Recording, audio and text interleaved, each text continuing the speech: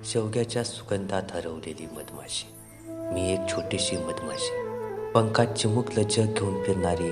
आज मी तुझ्याशी बोलते शेतकऱ्या.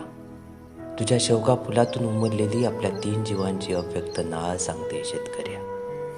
पहाटेची पहिली झुळूक वाहते आणि तू शेतात पहिलं पाऊल टाकतोस.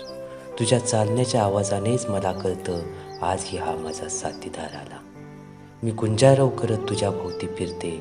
तू हसतोस हलकेच, कारण तुला माहीत आहे माझा हा आवाज म्हणजे तुझ्या शेवगा शेतीचा शुभारंभ. मी फुलापाशी जाते, शेवगा फुलं माझं स्वागत करतात.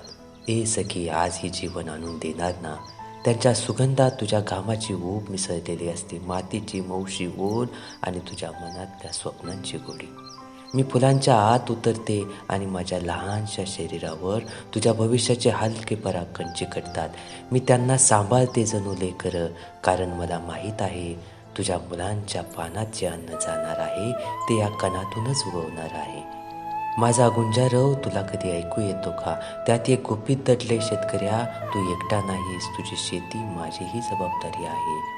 तू उन्हात थकून बसतोस आणि मी तुझ्या भोवती फिरते, जणू सकाळच्या शांततेत तुला धीर देणारी माझी छोटीशी प्रार्थना. उभा राहा, फुलं उमलतील, शेंगा फुलतील, तुझा संसार फुलेल. शेवगा झाडेही म्हणतात त्यांची काळजी घे बर का.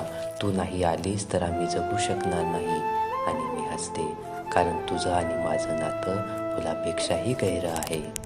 तू पाणी देतोस, मी परागकण करते. तू झाड जपतोस, मी त्याला भविष्याचे पंख देते.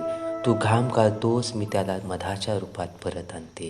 हे नातं कधी बोललं गेलं नाही, कधी लिहिलं नाही, पण शेताच्या मधुबनात आपल्या दोघांच्या श्वासात त्यांची कविता गुणगुणते. शेवगा, तू आणि मी 3 जीव पण एकच नाळ.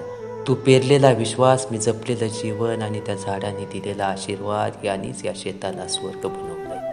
म्हणून शेतकऱ्या, जेव्हा तू पहिल्या शेंगाकडे पाहून हसशील तेव्हा विसरू नकोस, त्या शेंगांच्या आत माझाही एक छोटासा गुंजारव दडलेला आहे, जो म्हणतो आपण मिळून उभं केलं हे घर, मातीचं, मधाचं आणि प्रेमाचं.